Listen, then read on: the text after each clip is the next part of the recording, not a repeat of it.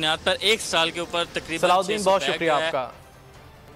حیدرآباد میں election commission نے general election کی تیاریوں کے سلسلے میں حتمی انتخابی فہرستیں جاری کر دی ہیں۔ شہریوں کو کسی بھی غلطی کو دور کروانے کا وقت دیا گیا ہے۔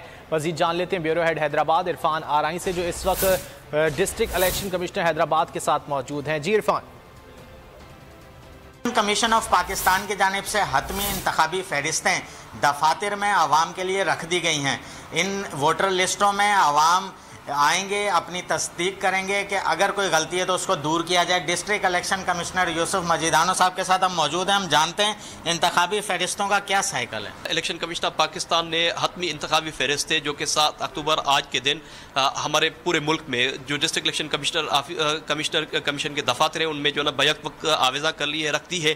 تو عوام سے یہ التماس ہے کہ اپنے قوائف کی درستگی جو انہوں نے اپلائی کی تھی وہ دیکھ لیں، چیک کر لیں کہ آیا ان کے قوائف درست ہو گئے ہیں۔ اگر خدا نہ خواستہ، کیونکہ یہ حتمی ہے، اگر خدا نہ خواستہ کسی کی کریکشن رہ گئی ہے تو وہ دیکھے اور اس کے بعد اپنے قوائف درست کرا سکتے ہیں۔